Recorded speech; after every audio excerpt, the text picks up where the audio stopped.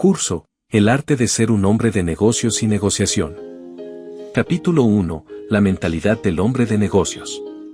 Toda negociación es, en esencia, una extensión de la mente que la ejecuta. Antes de influir en otros, el individuo debe ser capaz de gobernar sus propios impulsos, percepciones y decisiones. La falta de control interno se traduce inevitablemente en desventajas externas. Un hombre de negocios eficaz no actúa por reacción automática. Opera bajo un proceso consciente. Observa la situación, analiza las variables y ejecuta con intención definida. Esta secuencia, observación, análisis, acción, sustituye la impulsividad por precisión. Además, su marco mental no gira en torno al dinero como objetivo principal. El dinero es una consecuencia. El eje central es el valor, aquello que resuelve problemas, satisface necesidades o genera ventajas estratégicas. Quien entiende el valor puede influir en el resultado de cualquier negociación. Quien solo ve dinero, limita su capacidad de maniobra. Estructura mental fundamental.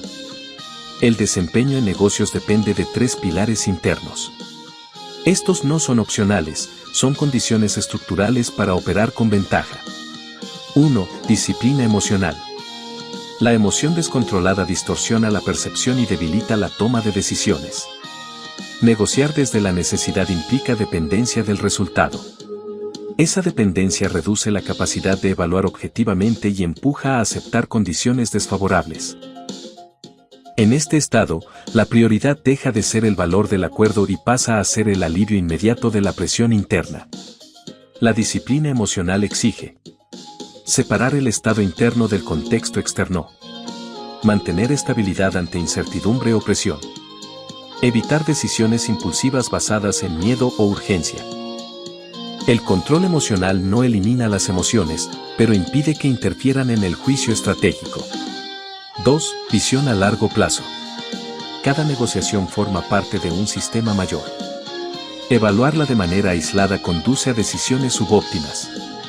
Un operador estratégico considera posicionamiento futuro, relación con la contraparte, oportunidades derivadas del acuerdo actual.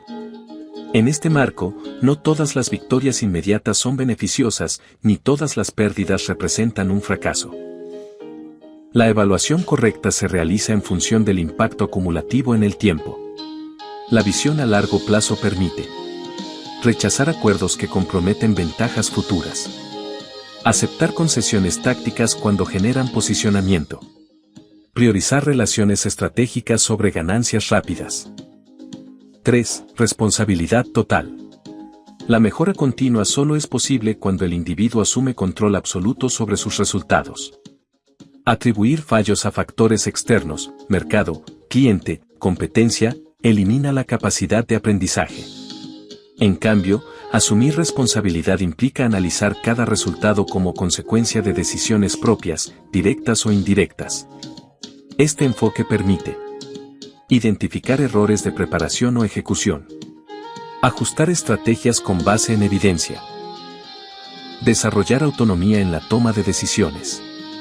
La responsabilidad total no implica ignorar factores externos, sino integrarlos como variables gestionables dentro del proceso estratégico. Aplicación práctica inicial. Para desarrollar esta mentalidad, se requiere entrenamiento consciente. Ejercicio técnico. 1. Identificar 3 decisiones recientes tomadas de forma impulsiva en contextos de negociación o intercambio. 2. Analizar cada caso bajo 3 preguntas. ¿Qué emoción influyó en la decisión? ¿Qué información fue ignorada en ese momento? ¿Qué resultado alternativo podría haberse obtenido tras una pausa de 24 horas? 3. Extraer un patrón común de comportamiento. El objetivo del ejercicio no es juzgar decisiones pasadas, sino detectar mecanismos automáticos que deben ser corregidos. Conclusión operativa. La negociación no comienza en la interacción con la otra parte. Comienza en la estructura mental del individuo. Quien domina sus emociones, comprende el valor y asume responsabilidad total, entra en cualquier negociación con una ventaja estructural. Sin estos elementos, incluso las mejores técnicas carecen de consistencia. Este capítulo establece la base: sin control interno, no existe control externo. Entender el valor, la base de toda negociación. Cuando alguien se sienta a negociar y piensa únicamente en dinero, ya está viendo solo una parte muy pequeña del panorama. El dinero no es lo que realmente mueve una decisión. Es solo la forma en que se mide algo mucho más profundo: el valor. El valor es lo que una persona siente que recibe a cambio. Es la razón real por la que alguien dice sí o no. Y ese valor no es fijo, no es absoluto, no está escrito en el producto. Vive en la mente de quien decide.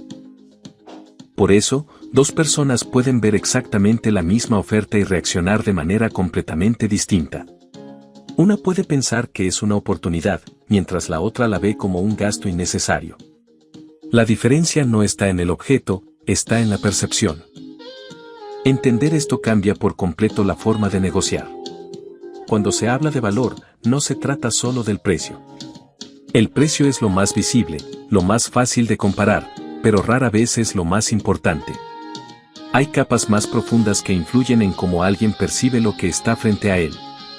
Está el valor económico, que es el más evidente. Es lo que cuesta, lo que se paga, lo que se gana o se ahorra. Pero si todo se redujera a eso, siempre ganaría el más barato, y en la práctica no funciona así. También está el valor percibido. Aquí entran cosas como la imagen, la presentación, la sensación de calidad. No es lo que el producto es en sí, sino lo que parece ser. Y muchas veces, lo que parece, pesa más que lo que es. Luego aparece el valor emocional, que es silencioso pero decisivo. Es la confianza que genera la otra persona, la seguridad de que todo saldrá bien, la tranquilidad de no cometer un error. Muchas decisiones no se toman por lógica, sino por cómo se siente la elección. Y más profundo aún está el valor estratégico. Ese que no siempre se ve en el momento, pero que cambia el futuro. Una relación, una oportunidad, una puerta que se abre más adelante. A veces alguien acepta hoy no por lo que gana ahora, sino por lo que puede ganar después. Cuando empiezas a ver todas estas capas, dejas de negociar precios y comienzas a trabajar con percepciones. Aquí es donde ocurre un cambio importante. Muchas personas, cuando alguien dice es caro, reaccionan bajando el precio. Pero en la mayoría de los casos, el problema no es el precio en sí. El problema es que el valor no está claro, no está completo o no está bien comunicado. Cuando el valor se entiende de verdad, el precio deja de ser una barrera fuerte. Por eso, negociar bien no significa defender lo que cuesta algo. Significa ayudar a la otra persona a ver lo que realmente está obteniendo. Y eso no se logra hablando más, sino entendiendo mejor. Se logra haciendo preguntas, observando, escuchando con atención. Notando que le importa realmente a la otra persona. Hay quienes buscan seguridad, otros buscan rapidez, otros estatus, otros resultados a largo plazo. Cada uno mide el valor de forma distinta. Cuando logras detectar eso, puedes ajustar tu forma de presentar la propuesta. No cambias el producto, cambias el enfoque. Puedes mostrar el mismo producto como una solución práctica, como una oportunidad inteligente o como una decisión segura. Y cada una de esas formas activa una percepción diferente. Ahí es donde el valor empieza a crecer sin necesidad de modificar nada físico. También es importante entender que el valor se construye durante la conversación. No es algo que simplemente se menciona al inicio y ya está. Se va reforzando, aclarando, conectando con la realidad de la otra persona. Si no haces ese trabajo, el valor se debilita, y cuando el valor es débil, el precio se vuelve el único punto de discusión. Pero cuando el valor es claro, sólido y tiene sentido para quien escucha, la decisión fluye con mucha más naturalidad. En ese punto, la negociación deja de sentirse como un enfrentamiento. Ya no es alguien intentando convencer a otro. Es más bien un proceso donde ambas partes comienzan a ver que el acuerdo tiene sentido. Y ahí es donde ocurre lo importante. El que entiende mejor el valor, tiene la ventaja. No porque manipule, sino porque ve más allá de lo evidente. Porque entiende lo que realmente está en juego. Porque sabe que no está intercambiando dinero, está construyendo significado. Cuando comprendes esto, dejas de competir por ser el más barato. Y empiezas a posicionarte como la mejor opción. Comunicación persuasiva. En una negociación, muchas personas creen que el poder está en hablar bien, en argumentar más, en convencer con palabras. Pero la realidad es otra. El control no lo tiene quien más habla, sino quien guía el rumbo de la conversación. Dirigir una conversación no significa dominarla de forma agresiva. Significa entender hacia dónde debe ir y saber cómo llevarla ahí sin que la otra parte sienta presión. Es una influencia sutil, pero constante. La mayoría comete el mismo error, hablan demasiado pronto y escuchan demasiado poco. Quieren explicar, justificar, defender su propuesta, sin haber entendido realmente qué piensa o qué necesita la otra persona. Y ahí pierden la ventaja. La comunicación persuasiva comienza cuando dejas de centrarte en lo que quieres decir y empiezas a enfocarte en lo que necesitas descubrir. Escuchar no es solo oír palabras. Es observar matices. Es notar qué temas generan interés, cuáles generan duda, en qué momentos la otra persona se abre y en cuáles se cierra. Muchas veces, lo más importante no se dice directamente, pero se deja ver. Cuando alguien se siente escuchado, baja la resistencia. Y cuando baja la resistencia, se abre la puerta a influir. El lenguaje corporal también juega un papel silencioso, pero poderoso. La postura, el tono de voz, el ritmo al hablar, todo comunica.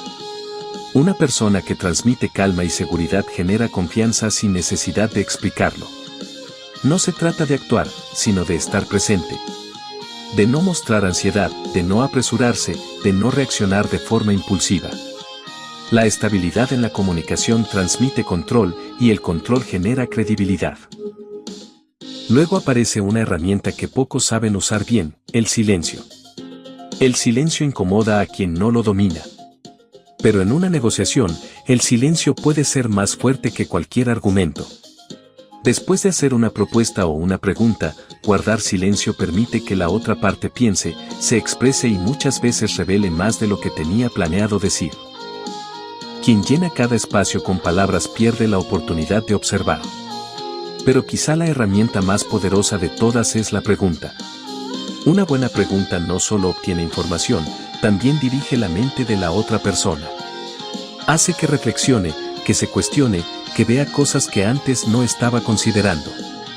En lugar de imponer una idea, la hace surgir en su propia mente. Por ejemplo, decir este es el precio cierra la conversación. Es una afirmación rígida, sin espacio para explorar. En cambio, preguntar qué necesitarías para que esto tenga sentido para ti, cambia completamente la dinámica. Invita a la otra persona a participar, a expresar sus condiciones, a revelar qué es importante para ella. Y en ese momento, te entrega información clave. Empiezas a entender sus límites, sus expectativas, sus dudas reales. Y con eso, puedes ajustar tu enfoque con mucha más precisión. La conversación deja de ser un monólogo y se convierte en una exploración.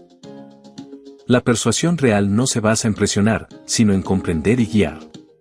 Cuando haces las preguntas correctas, en el momento adecuado, con el tono adecuado, la otra persona avanza por sí sola hacia la decisión. Sin sentirse forzada. Sin sentir que pierde. El error más común es querer cerrar rápido. Pero cuando aceleras sin entender, pierdes profundidad. Y sin profundidad, no hay influencia real. Aprender a comunicar en negociaciones es aprender a tener paciencia, a observar más de lo que hablas, a preguntar mejor de lo que afirmas. Porque al final, quien controla la dirección de la conversación, controla el resultado. Y ese control no se impone. Se construye. Capítulo 4. Psicología de la negociación. Antes de que dos personas se sienten a negociar, la verdadera negociación ya comenzó. Ocurre en la mente. En cómo cada uno percibe la situación, en lo que cree que puede ganar o perder, en las emociones que se activan sin que se noten. Por eso, muchas veces no gana quien tiene la mejor oferta, sino quien entiende mejor cómo funciona la mente del otro. Las decisiones no son completamente racionales. Aunque las personas justifiquen con lógica, en el fondo reaccionan a estímulos psicológicos, urgencia, confianza, miedo, oportunidad. Quien sabe reconocer y trabajar con estos elementos tiene una ventaja clara. Uno de los principios más visibles es la escasez. Cuando algo parece limitado, automáticamente aumenta su valor. No porque cambie lo que es, sino porque cambia cómo se percibe. La posibilidad de perder la oportunidad genera una presión interna que acelera la decisión. No se trata de engañar ni de crear escasez falsa. Se trata de entender que el exceso de disponibilidad reduce el interés. Cuando todo parece siempre accesible, no hay urgencia. Y sin urgencia, la decisión se posterga. Otro elemento clave es la autoridad. Las personas confían más en quien transmite seguridad, experiencia o claridad. No necesitan pruebas constantes, porque perciben que están frente a alguien que sabe lo que hace. Esa percepción reduce la duda y facilita el acuerdo. La autoridad no se impone diciendo soy experto.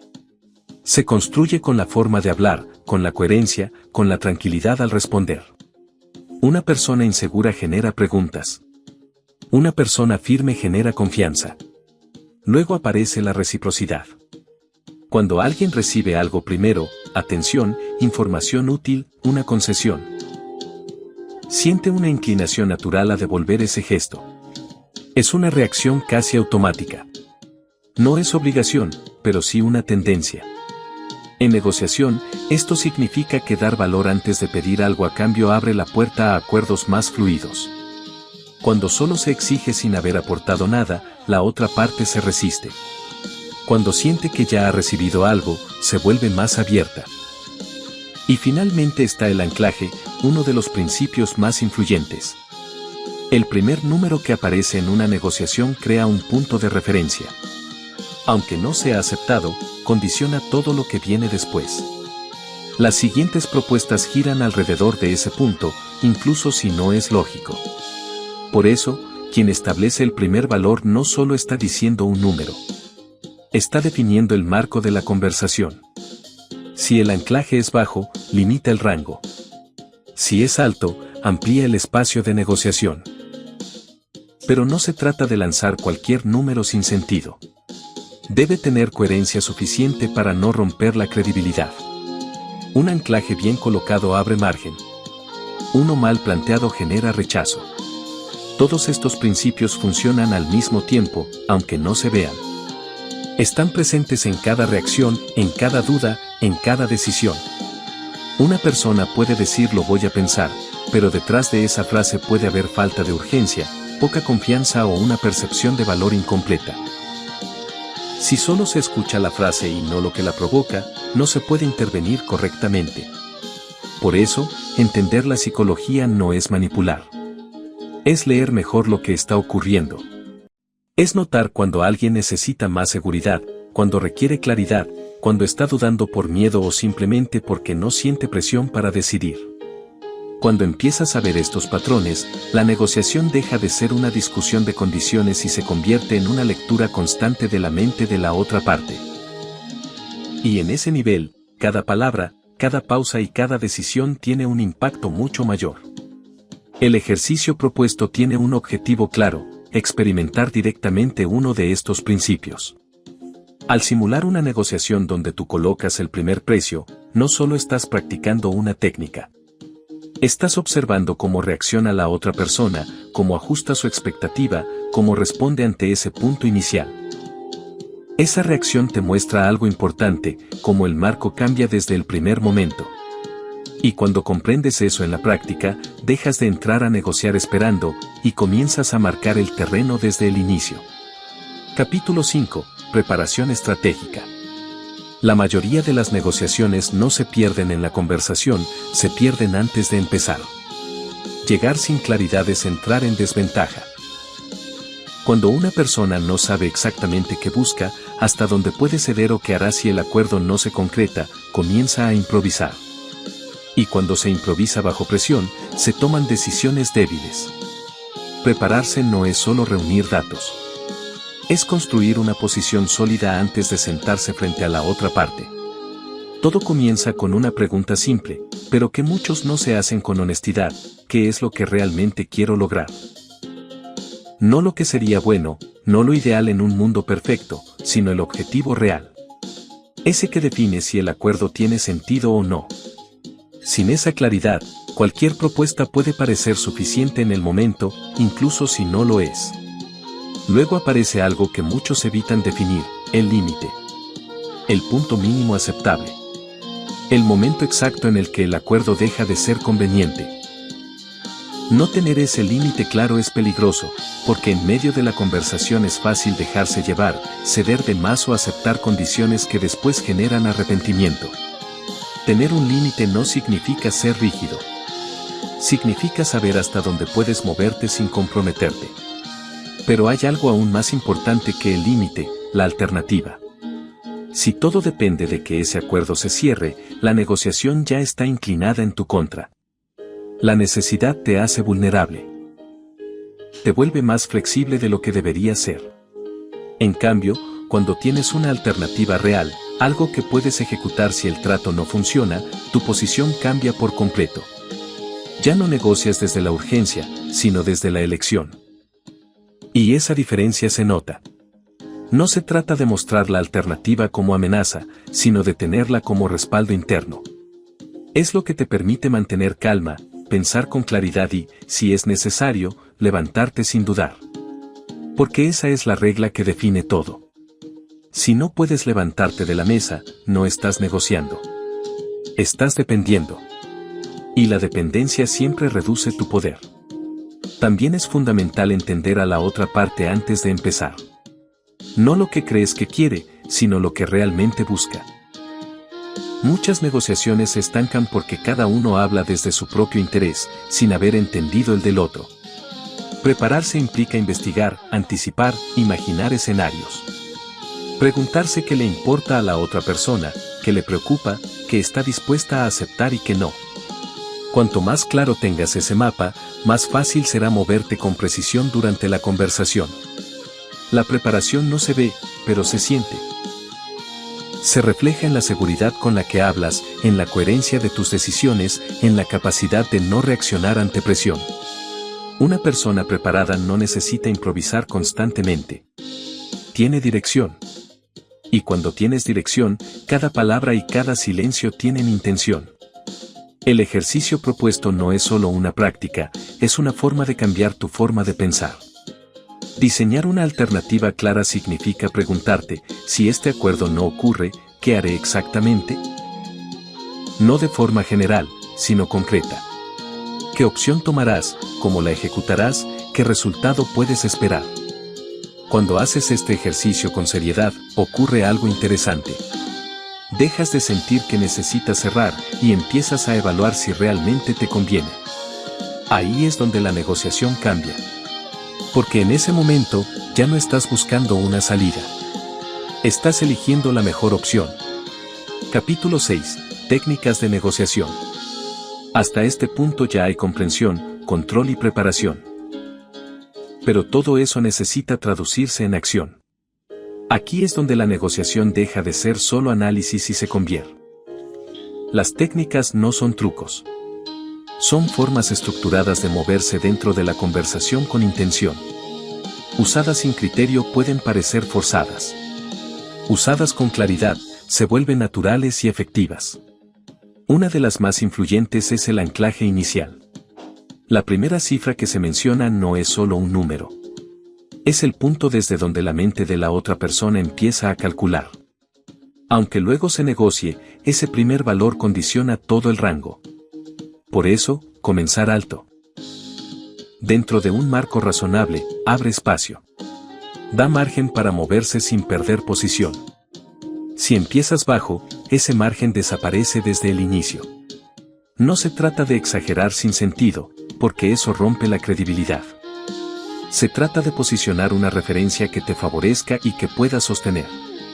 Después aparece algo que define el ritmo de la negociación: cómo se conceden cosas. Cuando alguien cede demasiado rápido o en grandes cantidades, envía una señal clara: hay más margen del que parece. Eso invita a la otra parte a seguir presionando. En cambio, cuando las concesiones son pequeñas, pensadas y progresivas, el mensaje cambia. Cada ajuste parece costoso. Cada avance se percibe como un logro. Y eso equilibra la dinámica. Negociar no es solo lo que das, sino cómo lo das. Otra herramienta clave es condicionar los acuerdos. En lugar de ceder de forma directa, se establece una relación: si ocurre esto, entonces puedo moverme en esto otro. De esta forma, cada concesión tiene un intercambio. Nada se entrega sin recibir algo a cambio. Esto mantiene la estructura de equilibrio durante toda la conversación. Decir puedo bajar el precio es diferente a decir si podemos cerrar hoy, puedo ajustar el precio. En el primer caso, pierdes valor. En el segundo, construyes un acuerdo.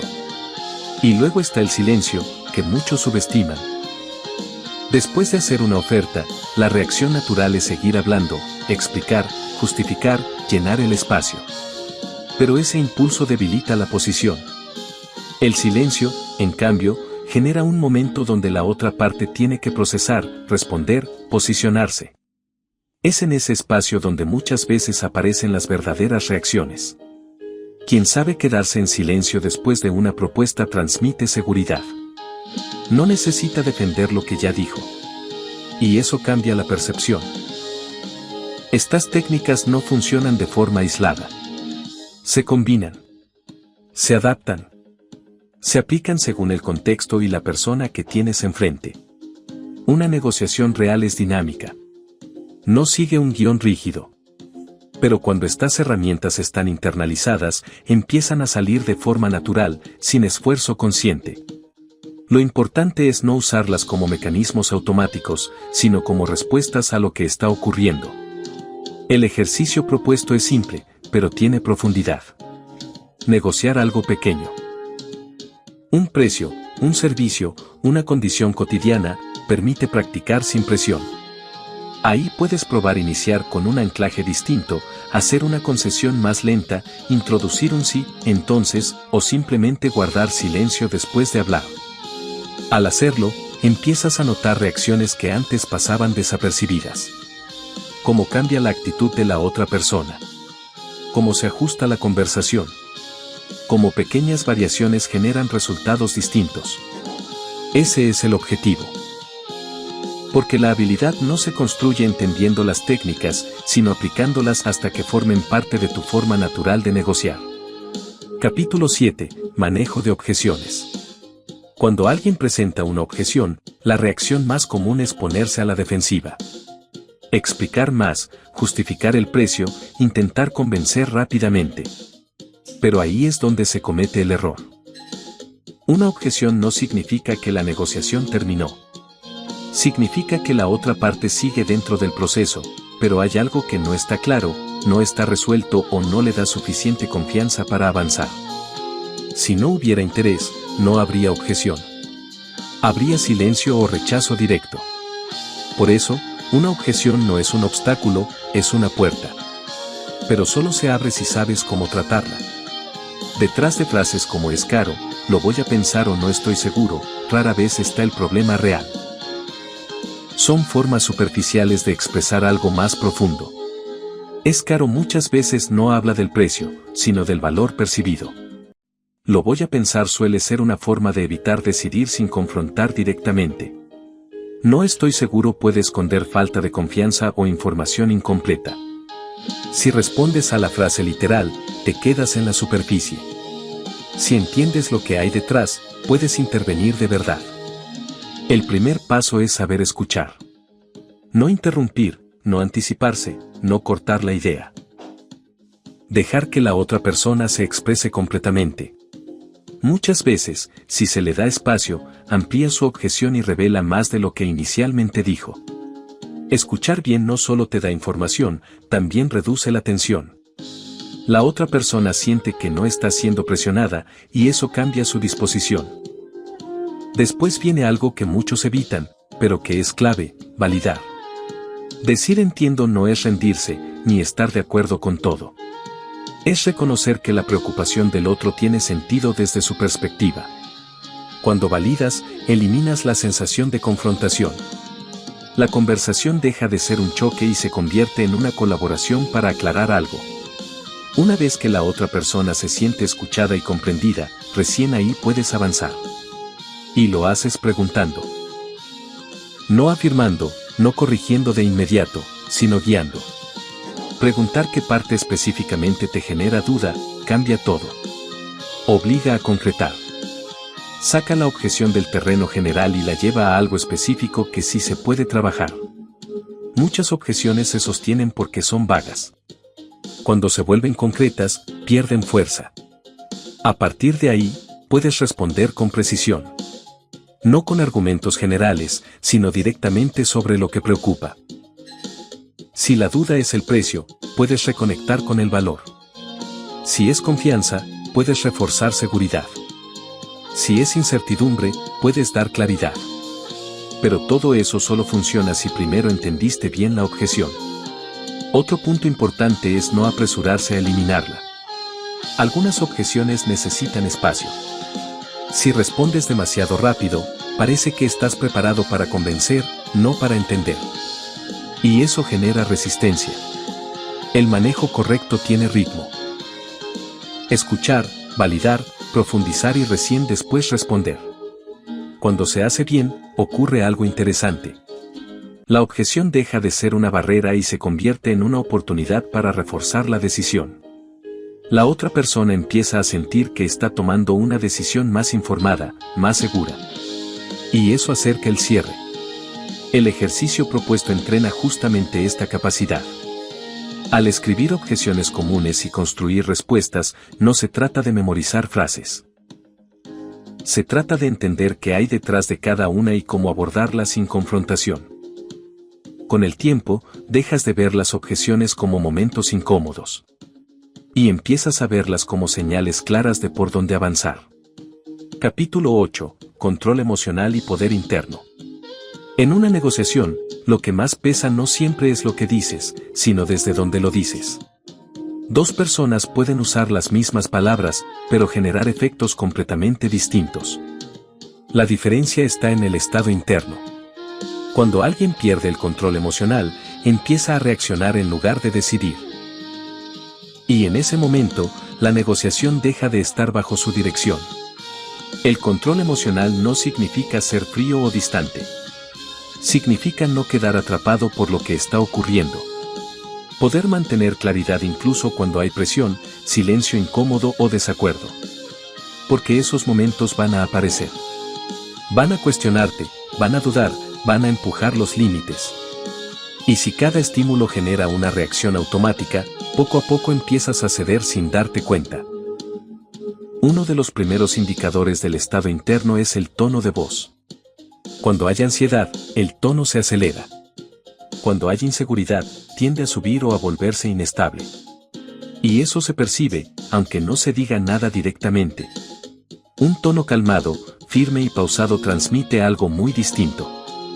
Da la sensación de que no hay prisa, de que hay control, de que lo que se está diciendo no necesita ser defendido con urgencia.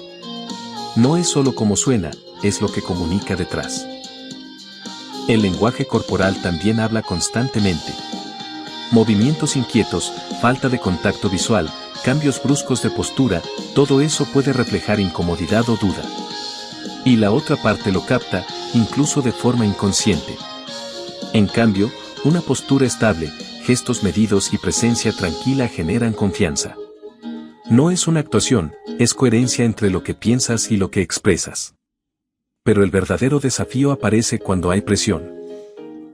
Cuando la otra parte insiste, cuando empuja por una respuesta rápida, cuando genera incomodidad o silencio. Ahí es donde mucha.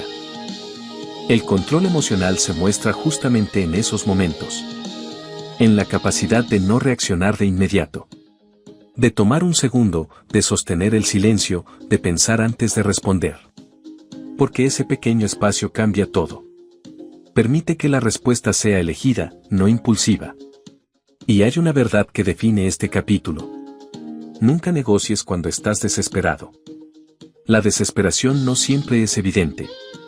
A veces se disfraza de urgencia, de necesidad de cerrar, de miedo a perder la oportunidad. pero cuando está presente, condiciona cada decisión. Hace que aceptes menos de lo que deberías. Hace que hables más de lo necesario. Hace que cedas antes de tiempo. Cuando necesitas demasiado que algo ocurra, pierdes libertad.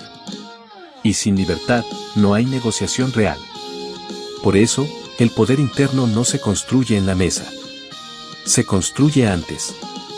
En cómo gestionas tus expectativas, en cómo te preparas, en si realmente estás dispuesto a no cerrar.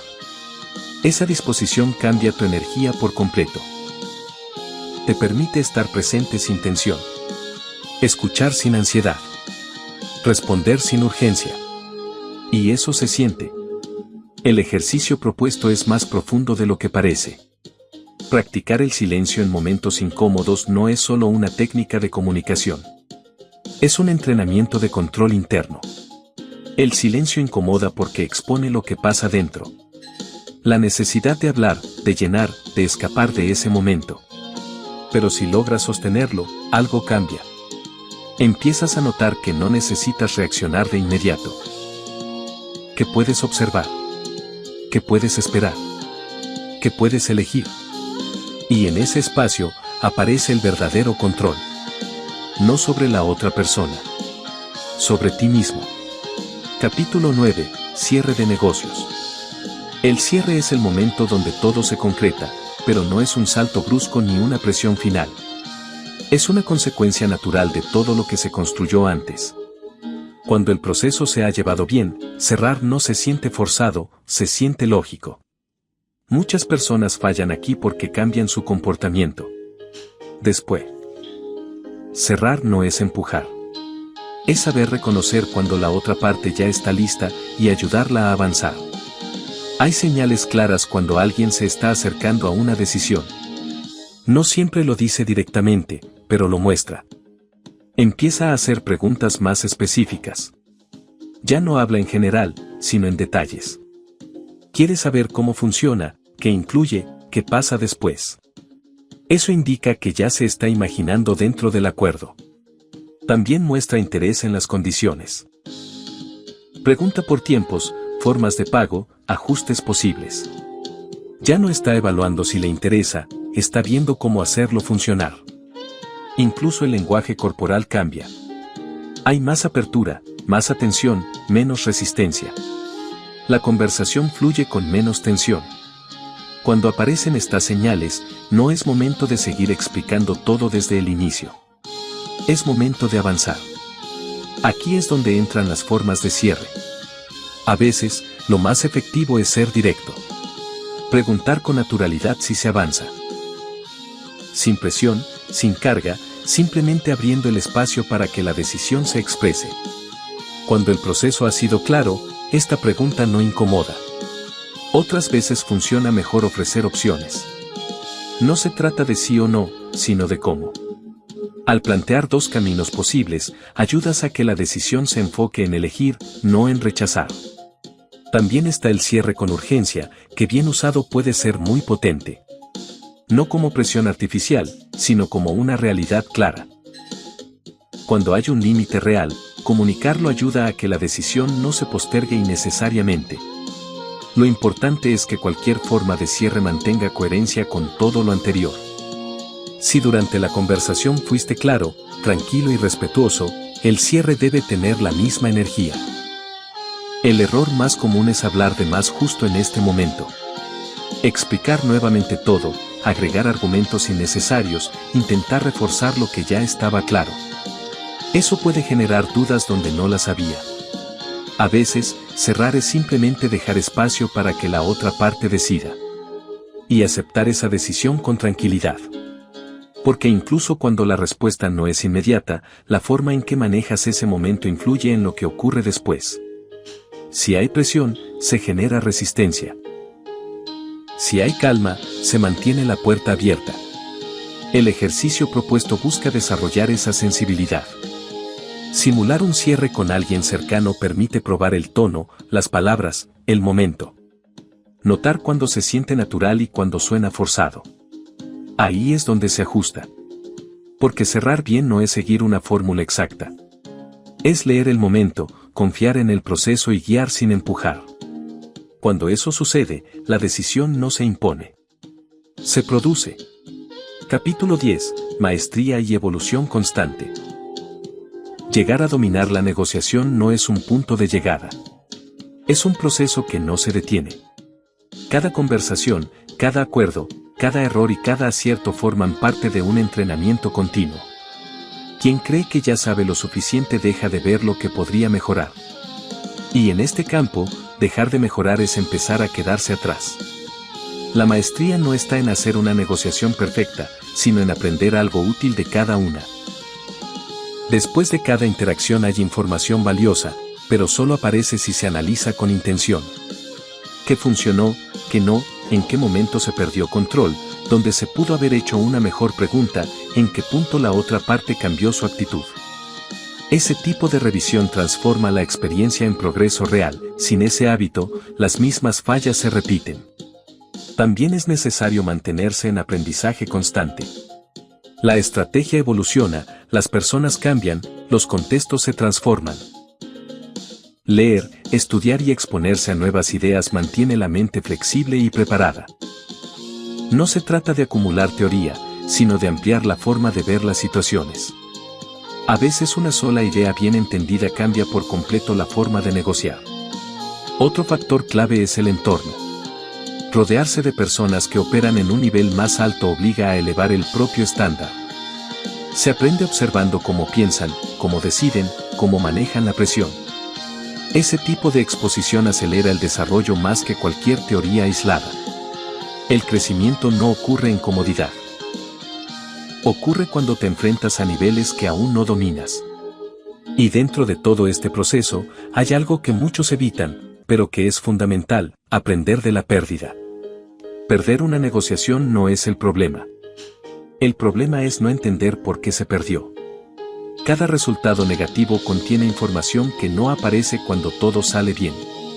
Muestra límites, errores de percepción, fallas en la preparación o en la ejecución. Si se observa correctamente, una pérdida bien analizada tiene más valor que una victoria sin reflexión. Con el tiempo, todo esto construye algo más profundo que habilidad técnica. Construye criterio. La capacidad de leer situaciones con claridad, de anticipar movimientos, de decidir con seguridad incluso en escenarios inciertos. El dinero es una consecuencia de hacer bien las cosas. Pero el verdadero valor está en desarrollar la capacidad de moverse con inteligencia, de construir relaciones, de tomar decisiones con visión.